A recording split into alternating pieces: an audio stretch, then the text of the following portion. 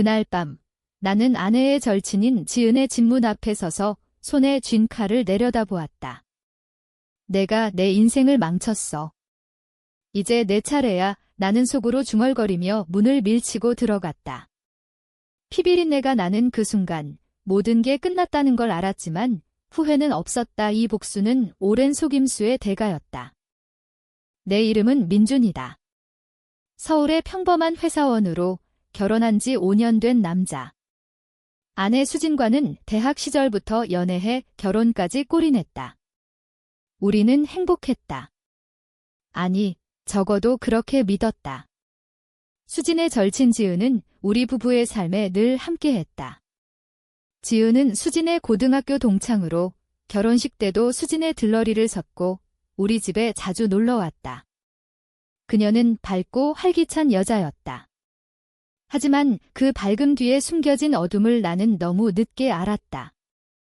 모든 게 시작된 건 2년 전 여름이었다. 회사 워크숍으로 제주도에 갔을 때였다. 수진은 임신 초기라 집에 머물렀고 지은이 나와 함께 그 여행에 동행했다. 수진이가 걱정되네. 내가 대신 가서 민준 오빠 챙겨줄게. 지은의 그 말은 순수해 보였다. 하지만 그날 밤 호텔방에서 술에 취한 우리는 실수를 저질렀다. 아니, 실수라고 하기엔 너무 치명적이었다. 지은의 유혹에 넘어가 하룻밤을 보냈고 다음 날 아침 우리는 서로를 보며 공포에 질렸다. 이건 그냥 취한 실수야. 수진이한테 말하지 말자. 지은이 먼저 말했다. 나는 고개를 끄덕였다. 수진을 사랑했으니까. 임신 중인 그녀를 상처 입히고 싶지 않았다. 그렇게 우리는 그 사건을 묻어두기로 했다. 하지만 그 비밀은 우리 사이에 균열을 만들기 시작했다. 지은은 점점 더 자주 우리 집에 왔고 수진 몰래 나와 눈빛을 주고받았다. 오빠, 그날 일 잊지 마. 그녀의 문자가 올 때마다 가슴이 철렁 내려앉았다. 수진은 아무것도 모른 채 행복해했다. 우리 딸 혜원이 태어났고 가족은 완벽해 보였다. 하지만 내 마음속엔 죄책감이 쌓여갔다. 지은과의 만남이 한 번으로 끝난 게 아니었다.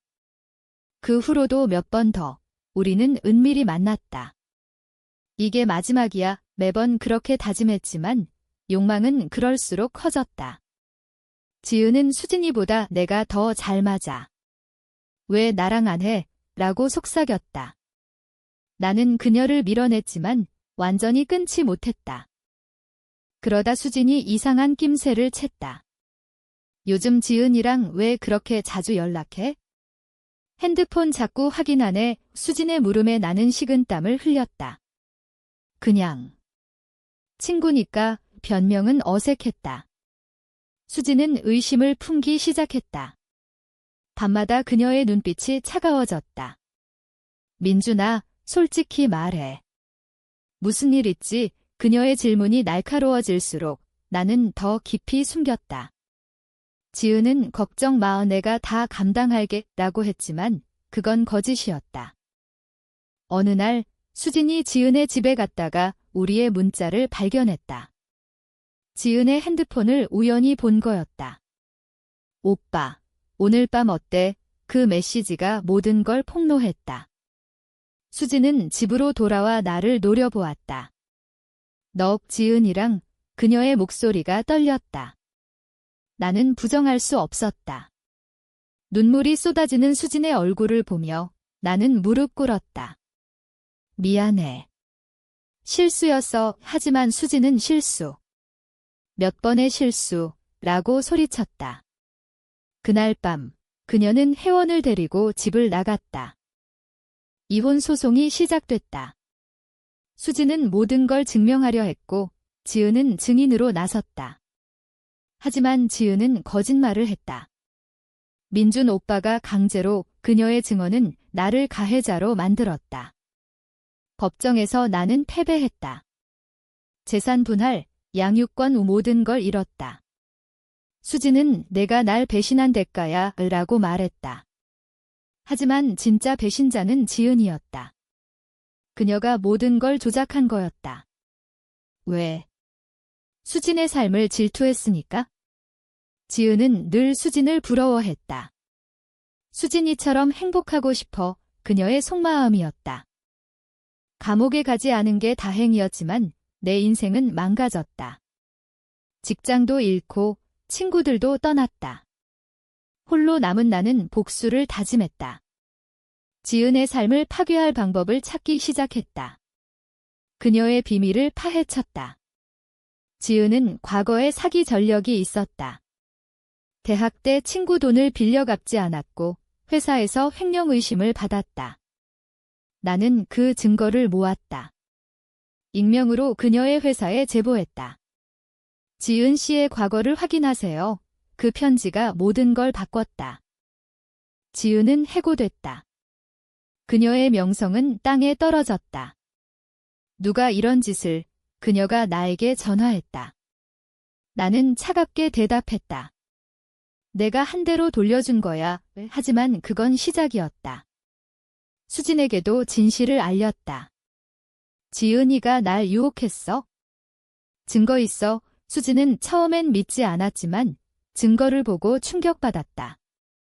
내 절친이 그녀의 눈에 눈물이 고였다. 복수의 불길이 타오를수록 내 마음은 텅 비어갔다. 혜원을 볼 수 없다는 게 가장 아팠다. 수진과 재결합. 불가능했다. 신뢰는 이미 깨졌다. 지은은 나를 고소하려 했지만 증거가 부족했다. 그녀는 서울을 떠났다. 소문에 따르면 지방으로 내려가 고생 중이라고 했다. 나는 홀로 남아 후회했다. 이게 복수인가? 아니, 그냥 빈 껍데기야. 그 후로 1년이 지났다. 나는 작은 원룸에서 혼자 살았다. 매일 아침 혜원의 사진을 보며 눈물을 삼켰다. 아빠가 미안해 속으로 중얼거렸다. 수진은 이혼 후 부모님 집으로 돌아갔다. 가끔 혜원을 보러 가려 했지만 그녀는 거부했다. 접근 금지야 법원의 명령이었다. 지은의 거짓 증언 때문이었다. 지은의 행방을 추적했다. 그녀는 부산으로 갔다는 소문을 들었다. 새로운 직장을 구했지만 과거가 발목을 잡았다. 그 여자, 사기꾼 이래 주변 사람들이 수군거렸다. 나는 만족했다. 하지만 그 만족은 일시적이었다. 밤마다 악몽에 시달렸다. 그날 제주도 호텔방, 지은의 미소, 수진의 울음소리 모든 게 반복됐다. 어느 날 수진에게서 연락이 왔다. 만나자 카페에서 만난 그녀는 야위어 있었다. 혜원이 아빠를 찾네. 그녀의 말에 가슴이 철렁했다. 나 볼 수 있어. 수진은 고개를 저었다. 먼저 지은이한테 사과받아. 그녀가 모든 걸 망쳤어. 수진은 지은의 배신을 알았지만 여전히 나를 원망했다. 너부터 잘못했잖아. 나는 지은을 찾아 부산으로 갔다. 그녀의 아파트 앞에서 기다렸다. 지은은 퇴근 후 나타났다. 민준 오빠, 그녀의 눈에 공포가 스쳤다. 왜 왔어? 나는 차분히 말했다. 끝내자. 수진이한테 진실 말해. 지은은 웃었다. 진실. 내가 왜? 그녀의 태도는 여전했다. 너 때문에 내 인생 망쳤어. 회사 잃고 친구들 다 떠났어. 우리는 카페로 들어갔다. 지은은 울면서 털어놓기 시작했다. 수진이를 질투했어. 항상 그녀가 가진 게 부러웠어. 너랑 결혼한 것도, 아이도 그녀의 고백은 충격적이었다. 그날 제주도에서 일부러 유혹했어. 수진의 행복을 빼앗고 싶었어. 나는 주먹을 쥐었다. 왜? 그녀가 내 친구잖아. 지은은 친구. 그녀는 늘 나보다 나았어. 공부, 외모, 모든 게 어린 시절부터 쌓인 열등감이었다. 나는 그 말을 듣고 분노가 치밀었다. 내가 우리 가족을 파괴한 거야. 이 지은은 미안해. 하지만 돌이킬 수 없어라고 했다. 나는 녹음기를 켜두었다. 이 대화가 증거가 될 터였다. 서울로 돌아와 수진에게 들려주었다. 그녀는 충격받아 울었다. 지은이가. 어떻게 수진은 지은을 용서할 수 없었다.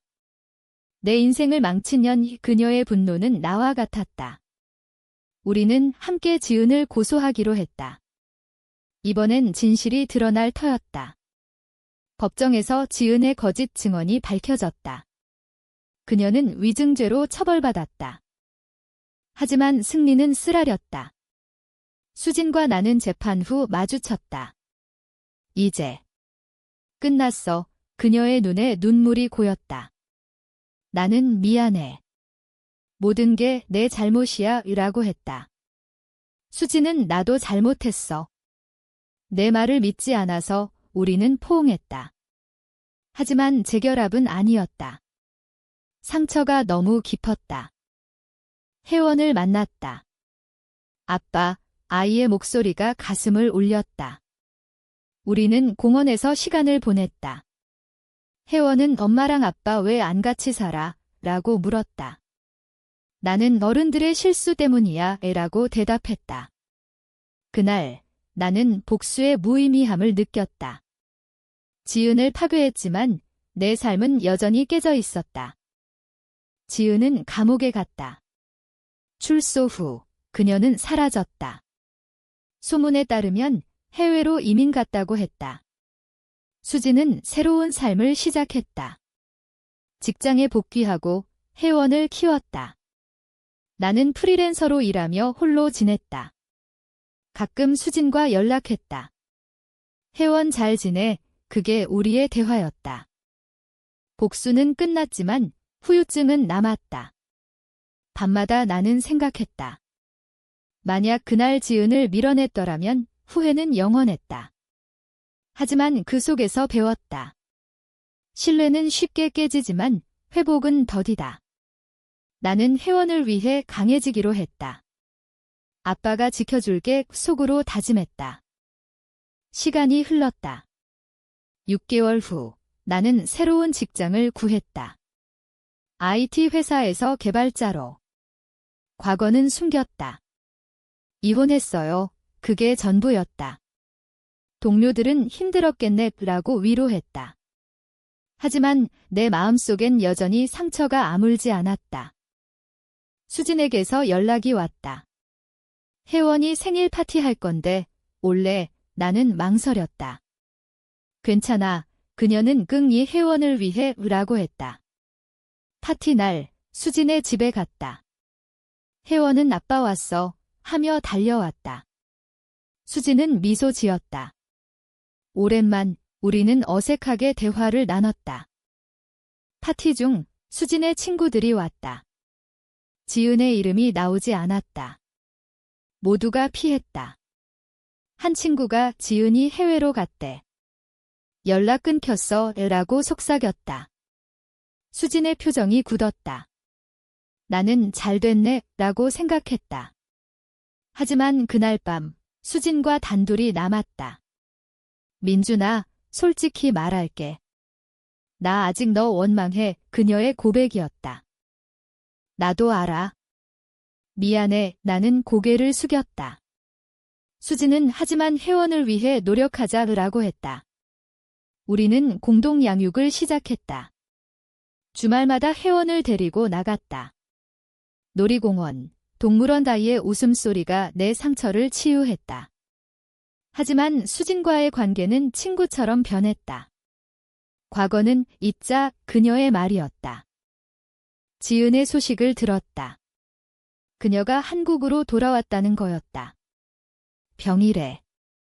암, 익명의 메시지였다. 나는 충격받았다. 왜 나한테? 하지만 호기심이 일었다. 병원으로 갔다. 지은은 병상에 누워 야위어 있었다. 민준 오빠, 그녀의 목소리가 약했다. 왜 돌아왔어? 나는 물었다. 지은은 미안하다고 말하고 싶었어. 수진이한테도 눈물이 흘렀다. 내가 다 잘못했어. 질투 때문에 그녀의 고백은 진심이었다. 나는 늦었어 라고 했지만 마음이 흔들렸다. 수진이한테 가서 사과해. 지은은 고개를 끄덕였다. 수진을 설득해 지은을 만났다. 병실에서 세 사람이 마주쳤다. 수진은 너 어떻게 분노가 치밀었다. 지은은 울면서 미안해. 친구로서 배신했어. 수진은 한참을 침묵하다 용서 못해 하지만 내가 아프다니 그녀의 눈에 눈물이 고였다.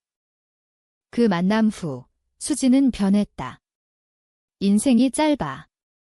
후회하지 말자 그녀의 말이었다. 우리는 더 자주 만났다. 혜원을 중심으로 가족처럼 지냈다. 지은은 치료를 받았지만 상태가 나빠졌다. 마지막으로 그녀를 봤을 때 고마워. 용서받은 기분이야 라고 했다. 지은은 세상을 떠났다. 그 소식을 듣고 나는 무너졌다. 복수의 끝이 죽음이라니. 수진과 함께 장례식에 갔다. 이게 우리의 업보인가? 수진의 물음이었다. 나는 나니. 우리 선택의 결과야 라고 대답했다. 그날 우리는 진심으로 대화했다. 다시 시작할까? 수진의 제안이었다. 나는 망설였다. 신뢰가 깨졌는데 그녀는 시간이 치유할 거야 라고 했다. 우리는 재결합을 시도했다. 혜원을 위해 그리고 우리를 위해. 새 집으로 이사했다. 서울의 작은 아파트. 이번엔 행복하자. 수진의 미소가 따뜻했다. 하지만 과거의 그림자는 사라지지 않았다. 밤마다 나는 지은의 얼굴을 떠올렸다. 복수가 뭐였을까? 후회와 반성이 교차했다. 직장에서 승진했다. 동료들이 가족 사진 봤어? 행복해 보이네 라고 했다. 나는 웃었다. 하지만 속으로는 이 행복이 진짜일까 의심했다. 혜원이 자라났다. 아빠, 엄마랑 왜 헤어졌었어? 아이의 질문에 우리는 솔직히 말했다. 실수 때문이야. 하지만 이제 괜찮아. 혜원은 그럼 영원히 같이 살아 라고 했다. 그 말에 가슴이 뭉클했다. 재결합 후 1년. 우리의 삶은 안정됐다. 수진은 다시 임신했다. 이번엔 아들이야의 초음파 사진을 보며 우리는 기뻐했다. 하지만 기쁨 뒤엔 불안이 있었다. 다시 실수하지 마. 수진의 말이었다. 나는 절대 다짐했다. 지은의 죽음은 우리에게 교훈이었다. 질투와 배신은 파괴야. 수진은 친구들을 조심스럽게 사귀었다. 나는 과거를 반성하며 일기를 썼다. 그날의 선택이 모든 걸 바꿨다. 매일 적었다. 회사에서 프로젝트를 맡았다. 성공하면 승진이었다. 하지만 스트레스가 쌓였다. 집에 늦을게 수진에게 문자를 보냈다. 그녀는 조심해 무라고 답했다. 그날 밤 동료와 술을 마셨다. 여자 동료가 민준 씨, 매력적이에요 라고 했다. 나는 웃으며 피했다. 유부남이야. 집에 돌아와 수진을 안았다. 사랑해. 이 그녀의 따뜻함이 안심됐다. 혜원은 아빠, 동생 이름 뭐로 할까? 라고 물었다. 우리는 웃으며 토론했다. 가족의 일상이 소중했다. 어느 날 지은의 어머니가 찾아왔다. 딸 때문에 미안해요. 그녀의 눈물이 안쓰러웠다. 수지는 과거예요 라고 위로했다. 어머니는 지은의 유품을 주었다. 일기장이었다. 수진아, 미안해. 내가 부러웠어. 그 글을 읽으며 수지는 울었다. 왜 그랬을까? 우리는 일기를 함께 읽었다. 지은의 마음이 드러났다. 어린 시절 가난, 수진의 부유함 모든 게 원인이었다. 이해할 수 없지만 불쌍해. 수진의 말이었다. 우리는 용서를 배웠다. 복수는 더 큰 상처를 낳아. 새 아이가 태어났다. 민호. 병원에서 수진의 손을 잡았다. 고마워, 눈물이 흘렀다. 혜원은 동생 귀여워 하며 웃었다. 가족 사진을 찍었다. 그 사진은 우리 집 벽에 걸렸다. 하지만 행복은 영원하지 않았다. 수진의 건강이 나빠졌다. 피곤해 그녀의 말에 병원에 갔다. 스트레스성 질환 의사의 진단이었다. 과거의 트라우마 때문이었다. 나는 죄책감을 느꼈다. 내 탓이야. 치료를 시작했다. 수진은 괜찮아. 함께라면 라고 했다. 나는 집안일을 도맡았다. 혜원과 민호를 돌보며 가족의 소중함을 깨달았다. 이게 진짜 복수인가? 행복으로 이기는 거? 지은의 어머니를 다시 만났다. 딸의 잘못을 대신 사죄해요. 그녀는 돈을 주려 했다. 우리는 거절했다. 용서했어요. 수진의 말이었다. 어머니는 울며 갔다. 우리의 삶은 회복됐다. 수진은 건강을 되찾았고 나는 회사에서 성공했다. 축하해. 동료 파티에서 수진이 왔다. 내 남편 자랑스러워. 그녀의 미소가 빛났다. 밤에 우리는 대화했다. 과거를 잊자. 미래를 보자. 수진의 말에 나는 동의했다. 혜원은 가족 포레버라고 외쳤다.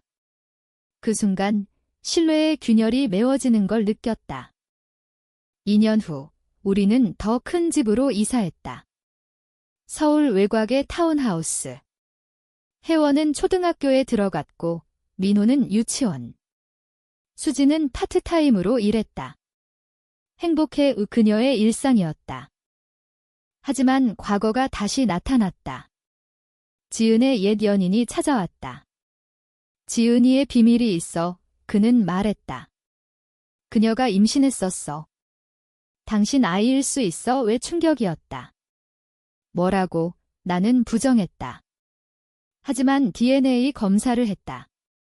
결과는 음성. 다행이야. 수진은 안도했다.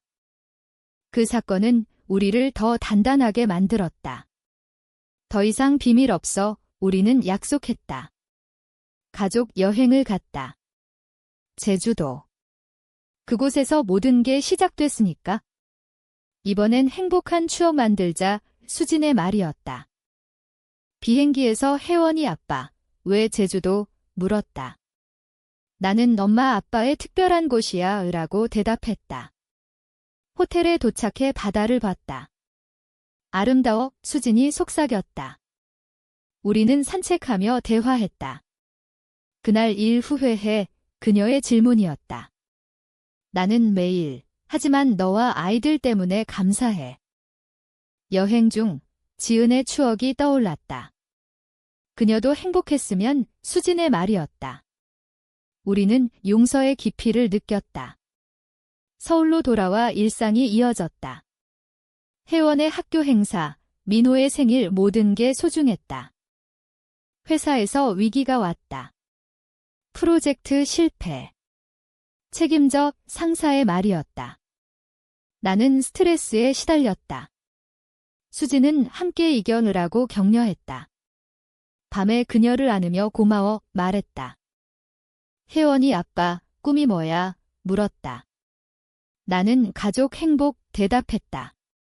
그 말에 아이는 웃었다.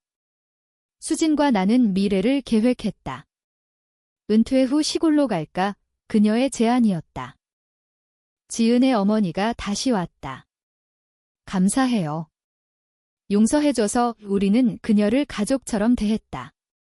언제든 오세요. 수진의 말이었다. 우리의 삶은 평범하지만 의미 있었다. 복수의 끝은 용서였다. 신뢰는 재건할 수 있어. 그걸 배웠다. 마지막으로 5년 후 혜원은 중학생, 민호는 초등생. 우리는 여전히 함께했다. 수진과 나는 노부모가 됐다. 시간 빨라. 이 그녀의 말이었다. 가족 모임에서 과거를 이야기했다. 우리 이야기 영화 같아 회원이 웃었다. 우리는 현실이 더 드라마틱해라고 했다. 지은의 묘에 갔다. 안녕 꽃을 놓았다. 수지는 용서했어 속삭였다. 그곳에서 우리는 평화를 느꼈다. 집으로 돌아와 저녁을 먹었다. 사랑해 유수진의 말에 나는 나도 대답했다. 아이들이 쥐우 하며 웃었다. 인생은 균열과 복수, 용서의 연속이었다. 하지만 끝은 행복. 이게 우리의 이야기야 나는 생각했다. 신뢰의 대가는 컸지만 그만큼 소중했다.